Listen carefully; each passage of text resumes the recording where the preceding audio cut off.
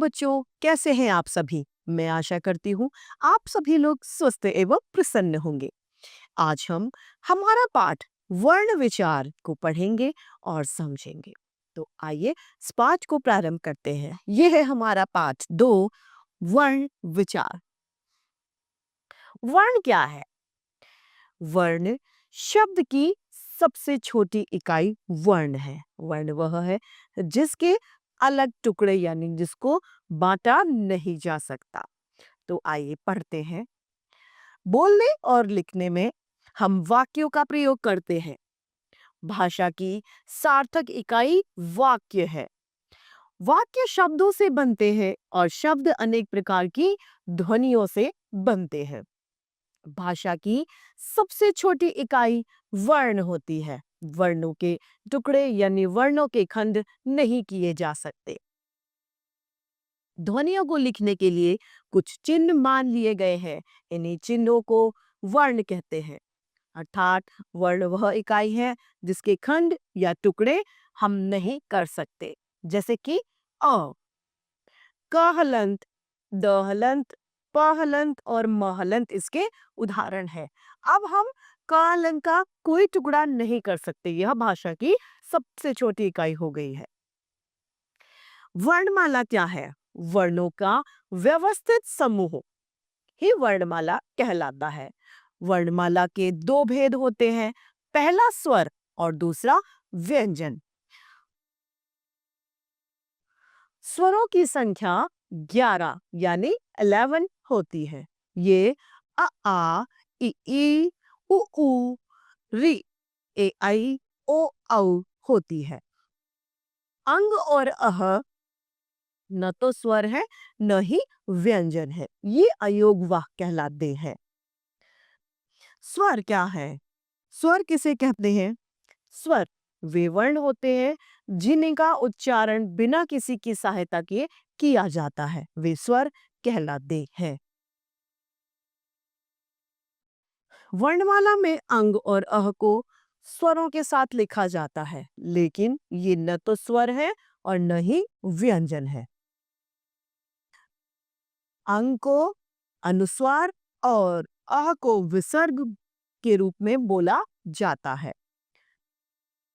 स्वर भी स्वर दो प्रकार से लिखे जाते हैं। पहला अपने मूल रूप में, दूसरा मात्रा के रूप में। अपनी प्रत्येक स्वर की अपनी एक मात्रा होती है, लेकिन अ से अनार जो होता है, अ की कोई भी मात्रा नहीं होती। यह स्वयं ही व्यंजनों में सम्मिलित होता है। इसकी अपनी कोई मात्रा नहीं है। स्वर के तीन भेद होते हैं, ह्रस्व स्वर, दीर्घ स्वर और प्लुप्त स्वर। स्वरों को तीन भागों में बांटा गया है। सबसे पहला है हमारा ह्रस्व स्वर। ह्रस्व स्वर वह है जिनके उच्चारण या फिर जिनको बोलने में कम समय लगता है। वे ह्रस्व स्वर कहलाते हैं। ये संख्या में 4 होते हैं। अ, इ, उ, री। ये 4 ह्रस्व स्वर है। अब आता है दूसरा दीर्घ स्वर। दीर्घ स्वर वे स्वर है जिनके उच्चारण में या जिनको बोलने में ह्रस्व स्वर से अधिक समय लगता है।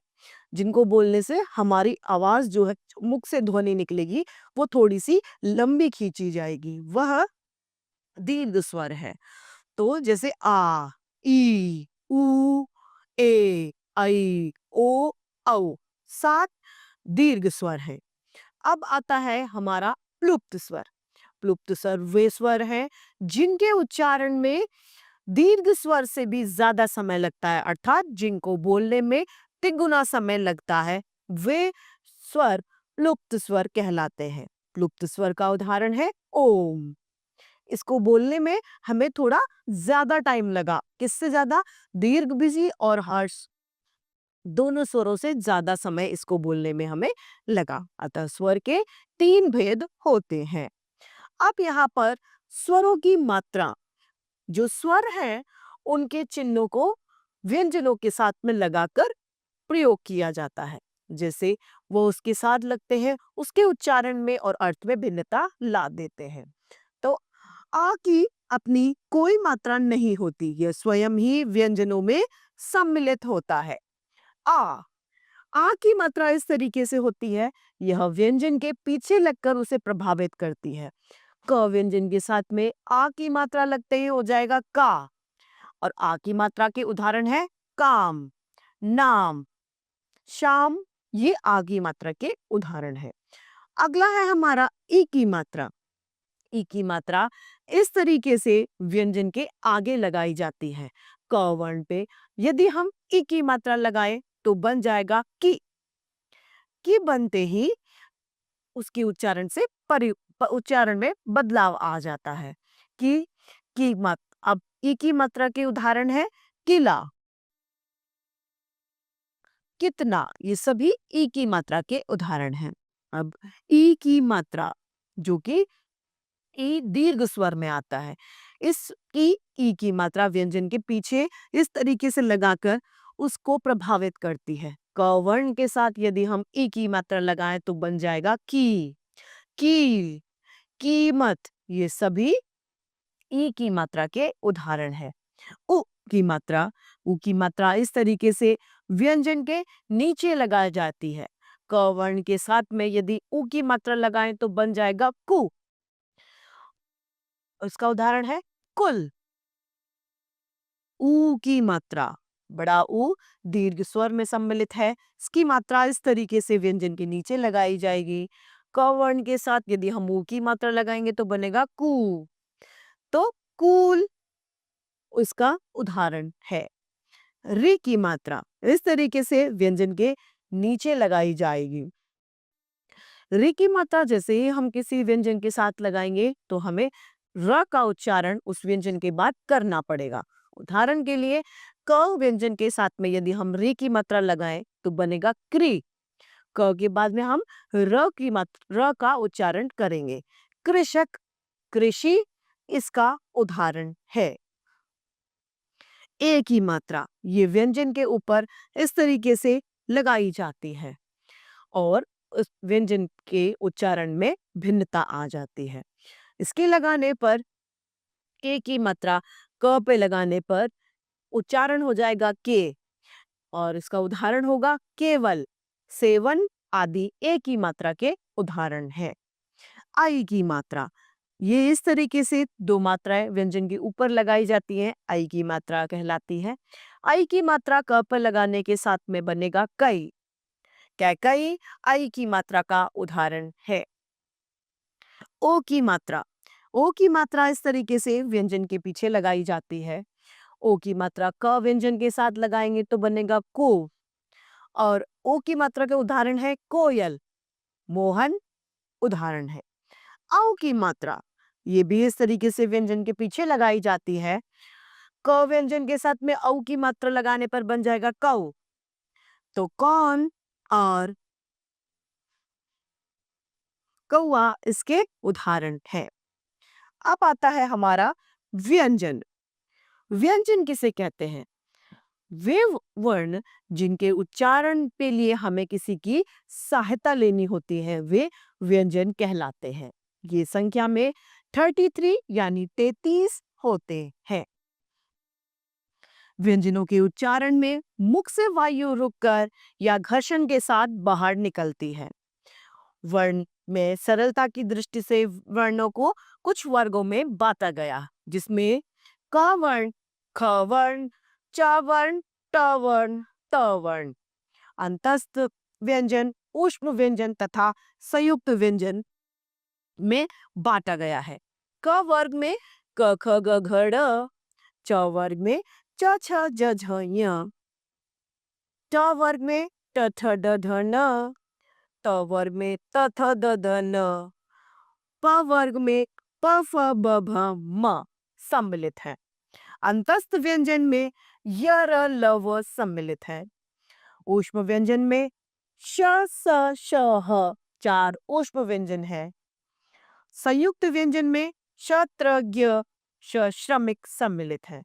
ऊष्म व्यंजन वे व्यंजन हैं जिनके उच्चारण के दौरान मुख में घर्षण से गर्म ध्वनि निकलती है, वह ऊष्म व्यंजन कहलाते हैं। संयुक्त व्यंजन वे व्यंजन हैं जो दो व्यंजनों से मिलकर परस्पर नया व्यंजन बनता है। संयुक्त व्यंजन कहलाता है। संयुक्त व्यंजन और ऊष्म व्यंजनों की संख्या 4 है। आगत व्यंजन। आगत व्यंजन क फ ग ज फ, ये 5 आगत व्यंजन होते हैं। अंग्रेजी, अरबी, फारसी, उर्दू भाषाओं से आए शब्दों के सही उच्चारण के लिए इनके नीचे नुक्ता यानी बिंदी लगा दी जाती है, जैसे रेफ, जरा, जेब्रा आदि। यहाँ पर ध्यान देना चाहिए कि अनुस्वार यानी बिंदी, इसका उच्चारण नाक से होता है, जैसे कि बंदर। जब हम बंदर बोलेंगे उसका उच्चारण नाक से होता है। अनुनासिका यानी चंद्र बिंदु, इसका उच्चारण नाक और गला दोनों से ही किया जाता है। विसर्ग, जब हम विसर्ग का प्रयोग करते हैं किसी वर्ण के साथ में तो हमें ह की ध्वनि निकलती है, जैसे प्रातः, स्वतः। तो प्रातः में त के पीछे विसर्ग लगेगा तो हमने त के बाद में ह की ध्वनि निकाली। और जब स्वतः में स्वतः त के पीछे हम विसर्ग का प्रयोग करेंगे तो बन जाएगा स्वतः। विसर्ग के प्रयोग से ह की ध्वनि निकलती है। ऊपर लिखे सभी व्यंजन में अ मिला हुआ होता है। व्यंजनों में अ स्वर सम्मिलित होता है। अरहित व्यंजन के रूप जैसे हलंत लगाकर क हलंत, ट हलंत, छ हलंत, पाई हटाकर प्य आधा प कर दिया, घुंडी हटाकर क्या फ्यू आती। संयुक्त व्यंजन। हिंदी में 4 संयुक्त व्यंजन है। श, त्र, श श्रमिक और ज्ञ ज्ञानी। संयुक्ताक्षर वाले अक्षर। संयुक्ताक्षर वाले शब्द क, पस, य तो क्या बन गया? क्य, क्यारी। ल प्लस ल, लल, पल्ला। ध प्लस य, ध्य, ध्यान, अध्ययन। श प्लस व, श्व तो विश्व इसका उदाहरण है। र के भी विभिन्न प्रयोग होते हैं, आइए देखते हैं। जब र व्यंजन स्वर रहित है तो अपने आ, अपने से आगे वाले वर्ण के ऊपर रैफ यानी इस तरीके से लग जाता है। जब रैफ की मात्रा होती है तो व्यंजन से पहले र का उच्चारण हमें करना पड़ता है, जैसे कि पर्वत तो प और र। तो प के बाद में हम पहले र का उच्चारण करेंगे फिर व का करेंगे। ऐसा नहीं है कि प के बाद में हम व का उच्चारण कर दें, नहीं, गलत। पहले रेफ की मात्रा का उच्चारण किया जाता है। धर्म, मर्म, वर्षा, कर्म आदि इसके उदाहरण है। दूसरा है र से पूर्व। यदि कोई स्वर रहित व्यंजन हो तो र उसके नीचे पदेन यानी इस तरीके से लगाया जाता है, जिसका उच्चारण वर्ण के बाद में किया जाता है। च, क्र तो क का पहले बाद में र का उच्चारण हुआ। क्रम, प्रसाद आदि इसके उदाहरण हैं। नीचे से गोला, नीचे से गोल वर्ण ट ठ ड ढ आदि स्वर रहित हो तो उनके बाद उसे इस रूप में यानी इस रूप में लिखा जाता है। ट्रक, ड्रम, राष्ट्र, ट्रेन, ड्रोन आदि इसके उदाहरण हैं। अब वर्ण विच्छेद यानी वर्णों को अलग अलग करके लिखना वर्ण विच्छेद कहलाता है। कमल तो क हलन प्लस अ, म हलन प्लस अ, ल हलन प्लस अ बन गया कमल। मानक म हलंत आ, न हलंत आ, क हलंत आ बना मानक। इसी तरीके से भक्ति, नमस्ते और विद्यालय का संधि विच्छेद यहाँ दिया गया है। वर्ण भाषा की सबसे छोटी इकाई होती है, जिसके अलग अलग खंड या जिन्हें पृथक नहीं किया जा सकता। तो इस तरीके से हमारा ये पाठ समाप्त होता है। आइए इसके अभ्यास कार्य पर आइए इसके हमने क्या सीखा इसे दोहराते हैं। वर्ण को अक्षर भी कहते हैं। वर्ण के 2 भेद होते हैं, स्वर तथा व्यंजन। स्वरों की संख्या 11 और व्यंजनों की संख्या 33 यानी 33 होती है। स्वर 3 प्रकार के होते हैं, ह्रस्व स्वर, दीर्घ स्वर तथा प्लुप्त स्वर। व्यंजनों के उच्चारण में स्वरों की सहायता लेनी पड़ती है। स्वरों के उच्चारण में किसी की भी सहायता नहीं ली जाती।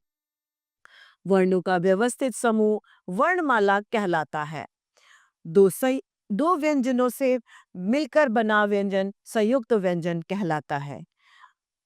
अंग अनुस्वार है, अह विसर्ग है और आ अनुनासिका है। शब्द के वर्णों को अलग-अलग करके लिखना ही वर्ण विच्छेद कहलाता है। शब्द के वर्णों को जोड़कर लिखना संधि कहलाता है। तो इस तरीके से हमारा ये पाठ वर्ण समाप्त होता है। मैं आशा करती हूँ आप सभी लोगों को यह पाठ भली-भांति रूप से समझ में आया होगा। आज के लिए इतना ही, फिर मिलते हैं। धन्यवाद।